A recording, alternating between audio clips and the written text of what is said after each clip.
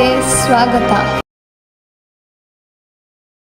ಕಾವೇರಿ ನೀರು ಹಂಚಿಕೆ ವಿವಾದ ಮತ್ತೊಮ್ಮೆ ಕರ್ನಾಟಕ ಹಾಗೂ ತಮಿಳುನಾಡಿನ ನಡುವೆ ತೀವ್ರ ಚರ್ಚೆಗೆ ಕಾರಣವಾಗಿದೆ. ಕಾವೇರಿ ನೀರು ನಿಯಂತ್ರಣ ಸಮಿತಿ ತಮಿಳುನಾಡಿಗೆ ಪ್ರತಿದಿನ 3,500 ಕ್ಯೂಸೆಕ್ ನೀರು ಹರಿಯುವಂತೆ ನೀಡಿರುವ ನಿರ್ದೇಶನ ರಾಜ್ಯದಲ್ಲಿ ತೀವ್ರ ಆಕ್ರೋಶಕ್ಕೆ ಕಾರಣವಾಗಿದೆ. ರಾಜ್ಯದ ಬಹುತೇಕ ಭಾಗಗಳಲ್ಲಿ ಮಳೆ ಕೊರತೆಯಿಂದ ಜಲಾಶಯಗಳ ನೀರಿನ ಮಟ್ಟ ಕುಸಿದಿರುವ ಹಿನ್ನೆಲೆ ಕುಡಿಯುವ ನೀರಿನ ಅಭಾವ ಎದುರಾಗುವ ಆತಂಕ ಹೆಚ್ಚಾಗಿದೆ. ಈ ಪರಿಸ್ಥಿತಿಯಲ್ಲಿ ತಮಿಳುನಾಡಿಗೆ ನೀರು ಬಿಡುಗಡೆ ಮಾಡಬಾರದು ಎಂದು ಕನ್ನಡ ಪರ ಸಂಘಟನೆಗಳು ಸರ್ಕಾರವನ್ನು ಒತ್ತಾಯಿಸುತ್ತಿವೆ. ಬೆಂಗಳೂರಿನಲ್ಲಿ ವಿವಿಧ ಕನ್ನಡ ಪರ ಘಟನೆಗಳು ಪ್ರತಿಭಟನೆ ನಡೆಸಿ ರಾಜ್ಯ ಸರ್ಕಾರ ಕಾವೇರಿ ನೀರನ್ನು ಬಿಡುಗಡೆ ಮಾಡುವ ಯಾವುದೇ ನಿರ್ಧಾರ ಕೈಗೊಳ್ಳಬಾರದು ಎಂದು ಒತ್ತಾಯಿಸಿವೆ. ರಾಜ್ಯದ ಜನರ ಕುಡಿಯುವ ನೀರಿನ ಅವಶ್ಯಕತೆಯೇ ಮೊದಲ ಆದ್ಯತೆಯಾಗಬೇಕು ಎಂದು ಪ್ರತಿಭಟನಾಕಾರರು ಹೇಳಿಕೆಯನ್ನು ನೀಡಿದ್ದಾರೆ. ಕನ್ನಡ ಒಕ್ಕೂಟದ ಅಧ್ಯಕ್ಷ ವಾಟಾಳ್ ನಾಗರಾಜ್ ಅವರು ಈ ಕುರಿತಂತೆ ಸರ್ಕಾರಕ್ಕೆ ಎಚ್ಚರಿಕೆ ನೀಡಿದ್ದು, ತಮಿಳುನಾಡಿಗೆ ನೀರು ಹರಿಸುವ ನಿರ್ಧಾರ ಕೈಗೊಂಡರೆ ರಾಜ್ಯಾದ್ಯಂತ ಕರ್ನಾಟಕ ಬಂದ್ ನಡೆಸಲಾಗುವುದು ಎಂದು ಘೋಷಿಸಿದ್ದಾರೆ.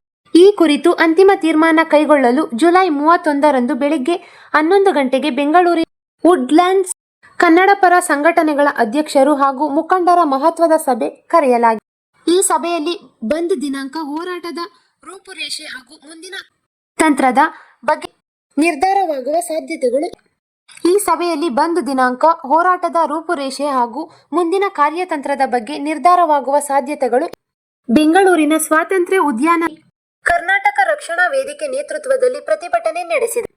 ರಾಜ್ಯದ ಜನರಿಗೆ ಕುಡಿಯಲು ಮತ್ತು ಕೃಷಿಗೆ ಬೇಕಾದ ಲಭ್ಯವಿಲ್ಲದ ಸಂದರ್ಭದಲ್ಲಿ ತಮಿಳುನಾಡಿಗೆ 4.5 ಟಿಎಂಸಿ ನೀರು ಬಿಡುವಂತೆ ಸೂಚಿಸುವುದು ವಾಸ್ತವ ಪರಿಸ್ಥಿತಿಗೆ ಹೊಂದಿಕೆಯಾಗುವುದಿಲ್ಲ ಎಂದು ಅವರು ಅಭಿಪ್ರಾಯ. ರಾಜ್ಯ ಸರ್ಕಾರ ಕಾವೇರಿ ನೀರು ನಿರ್ವಹಣಾ ಪ್ರಾಧಿಕಾರದ ಮುಂದೆ ವೈಜ್ಞಾನಿಕ ಮಾಹಿತಿ, ಮಳೆ ಪ್ರಮಾಣ, ಜಲಾಶಯಗಳ ಸಂಗ್ರಹ ಹಾಗೂ ಕುಡಿಯುವ ನೀರಿನ ಅಗತ್ಯತೆ ಬಗ್ಗೆ ಸಮಗ್ರ ಅಂಕಿ ಅಂಶಗಳನ್ನು ಮಂಡಿಸಬೇಕು ಎಂದು ಒತ್ತರು.